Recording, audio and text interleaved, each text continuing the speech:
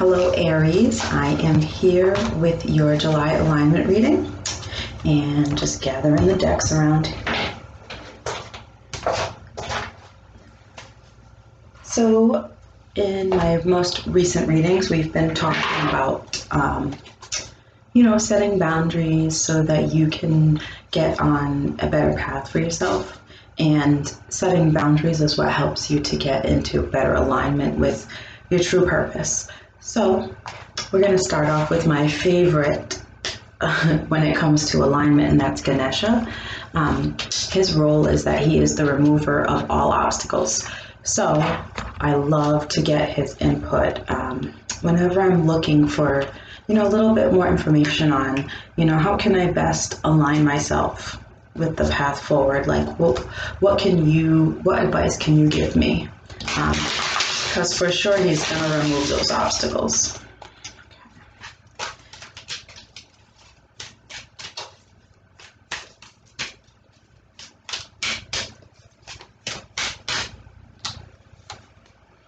We've got Joy, and I believe this card is actually the last card in this whole deck. So let's see what it's about.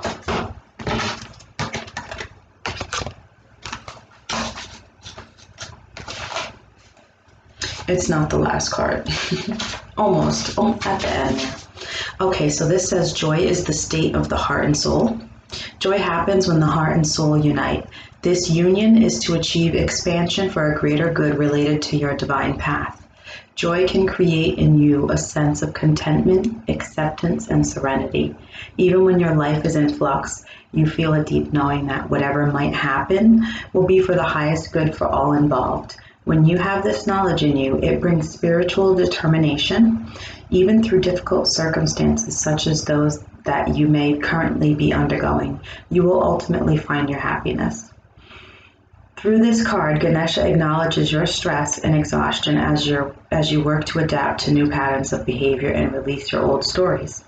You may not be happy right now, but you can experience joy in knowing that striving through a difficult situation is important. You are urged to realize that you came into this lifetime to undergo certain experiences and to learn very specific lessons. Be honest with yourself. Allow yourself your feelings and emotions. And remember that if your heart is feeling wounded and its healing is taking place, you are likely grappling with deep feelings and sentiments that may have even been repressed in your lifetimes. Share your thoughts, feelings, and emotions and anxieties with those who can support you at this time. Joy will be the final outcome. Your energy and inner light are shifting to reveal your life's grand plan. In this card, Ganesha holds garlands made of aruku flowers, which have the ability to eliminate negative energy from the body and mind of a person. In your mind's eye, make an offering of garlands made of aruku flowers to Ganesha. In exchange, Ganesha blesses you with good health and freedom from ailments. All right, so that's Ganesha's message. And now with my Everyday Witch tarot deck, I'm going to get a general energy of the reading.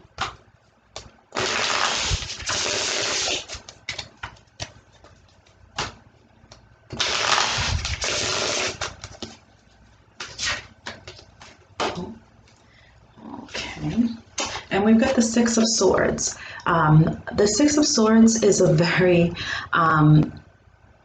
it's definitely in alignment with this card here. If you look, there's movement going on, right, in this card, and there's movement going on in this card. So with the Six of Swords, it comes right after the Five of Swords. Five of Swords is a card of conflict, and the Six of Swords is the point where you are moving into a better situation, like you're moving forward, maybe even with the assistance of friends, which, is highlighted in this card, this Ganesha card. It says to talk to your friends about your feelings and things. And Ganesha even has a little friend here too. Also, this card is 47. 4 plus 7 reduces down to 11, which is a master number. So let's get into it. I'm gonna use my my Rider-Waite tarot deck, and I'm just going to do a past, present, and future reading as far as, what could have gone on and is going on, and could be happening in the future in regards to getting more aligned. Let's get a little more information here.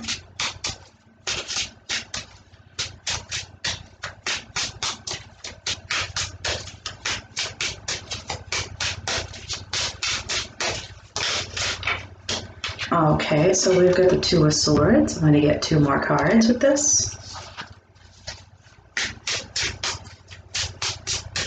But, when I'm seeing swords in a reading, I'm thinking of, there's a lot of thought processes going into things right now. We've got the Page of Pentacles.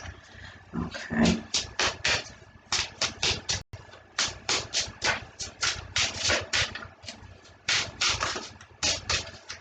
Pages could be messengers, young people in your life.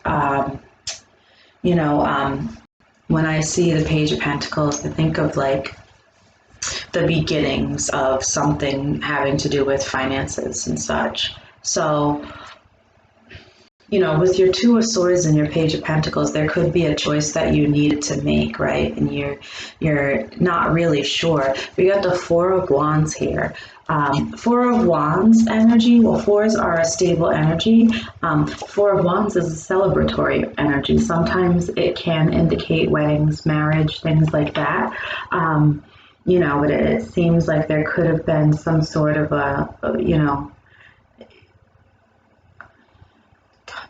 not an inability, but it could have been an inability.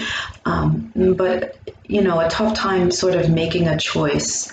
You could have received information from someone in regards to finances or, just anything that you might own or participate in your day-to-day life, and you're not really having trouble figuring it out. But whatever it is, it's got something to do with the stability in your life, either a union with someone, the stability of that, or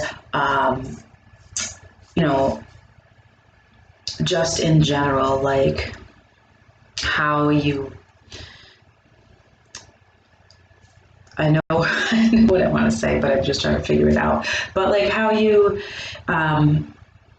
deal with your day-to-day things, like your home, your car, your job, anything that you own, anything that you have, that sort of stability.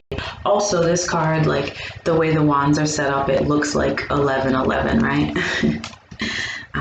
All right, so let's look in the present here. So we've got the Hierophant. Okay, so you could definitely be married or thinking about getting married, because now, so one of the things, that's too many cards. One of the things that I look for when I see the Hierophant or the Four of Wands is either the other card, and they're both in this reading here. So this could have something to do with a wedding, a marriage. Maybe it's, let me grab a couple more cards for this present section here.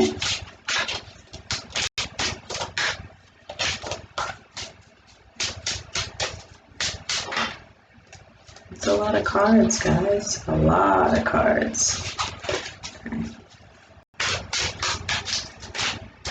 Let's just get 2 more cards, please, for our Aries friends.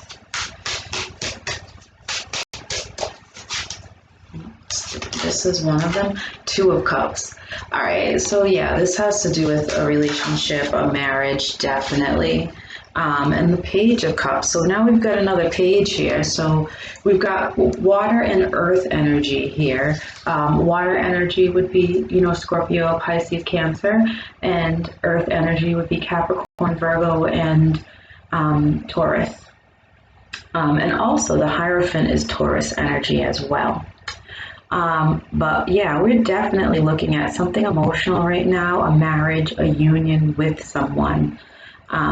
And again, pages are messengers, so an emotional message, like And then you've got your Two of Swords there, and then you've got your Two of Cups here. So we're really sort of, I feel like it's the same message again, right? Because I would say in the recent past, you know, you had the Two of Swords, the Page of Pentacles, and the Four of Wands, right? And now we've got the Hierophant, which pairs with your Four of Wands. You've got your Two of Cups with your Two of Swords, and your Page of Cups with your Page of Pentacles. So pay attention to this. It's like Spirit is sort of telling you kind of the same thing again. And to me, that tells me that there's some sort of a cycle that keeps repeating itself, and it needs to stop.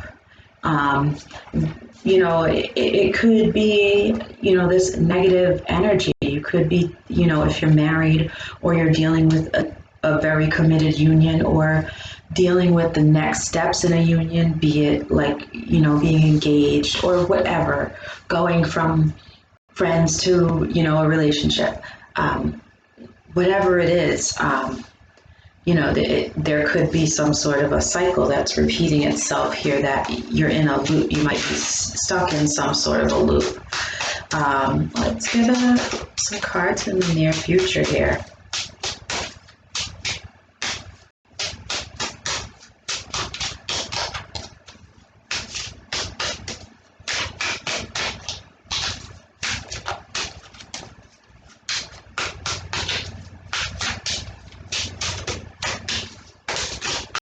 A lot of cards there, but if you look right here on the top of the stack, it's the Emperor, which represents your sign Aries, so you're being represented there. We've got the Devil on the bottom of the deck. Both very controlling energies. The Devil and the Emperor together, very controlling energies, just to be give you a little insight on that. So let's see what we've got in the near future here.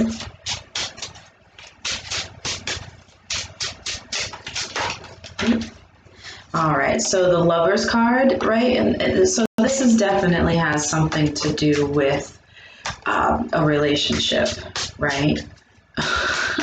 Because, you know, you've got, you know, look at this Four of Wands here. These people just got married, right? Then you got this Two of Cups here. And then the Lovers and the Two of Cups are pretty much the same thing. So the Lovers here, let's see what's coming along with this.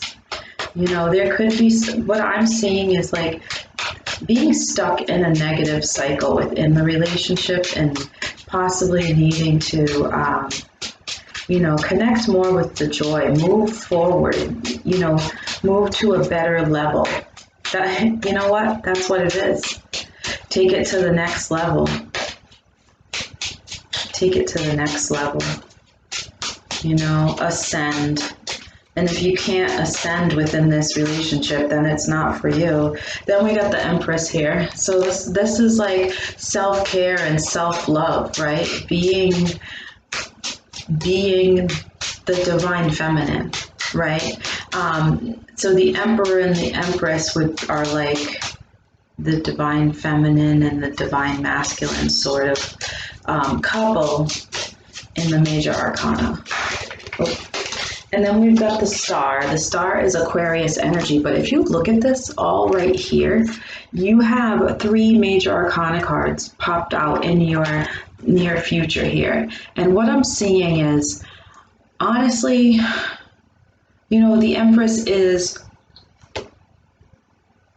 she is the divine feminine, but I'm seeing that there needs to be some self-healing here in love, because the cycle will continue to repeat itself. So, you know, when it comes to, also this is Gemini energy right here, this is Aquarius energy. So we've got air energy here. And then this is Taurus energy, and also the Hierophant is Taurus energy as well. So in order to attain this sort of love and stability that seems to want to repeat itself, you know, it's almost like saying, like, you try and try, but it doesn't pan out the way you want it to. And the reason is because you need to focus on yourself and your self-care and healing yourself. You know, the star is all about healing. So that's what I have for you, Aries. I'm going to pull one more card for you from my Witch's Oracle.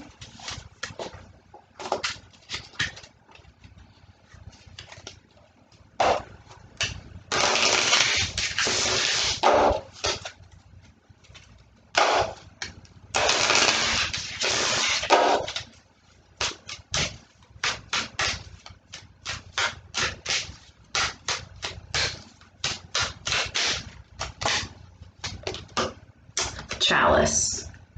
Okay, and what I love about this chalice is that when you look at the star card, right? Look at the star card, she's got chalices too, right? So to me, like, this points towards healing. Obviously, we're going, and oh my goodness. Also, this is card number 3, and it says fertility, and the Empress card is also linked with fertility as well. You know, if this is something to do with bringing your relationship to the next level, and I'm seeing like a Page of Cups and a Two of Cups and marriage, the lovers, this could very well also indicate pregnancy in the near future as well. Now let's take a look at this chalice card. This is what it looks like here.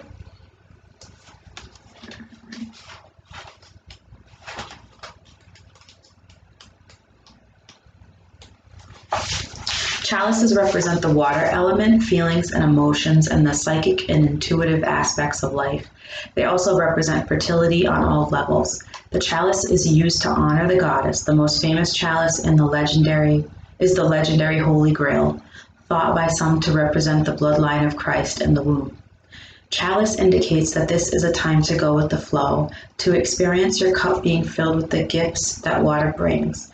This may well be an emotionally charged time, a time of intensity of feelings, but as a healing card, Chalice suggests that now is the time to let the flow of life wash over your emotions, to prepare the ground for fertility and growth. Consider what is contained within the vessel of your being and how you can best heal yourself or others around you, right? So I talked about healing with the star card and the vessel, and here it is again.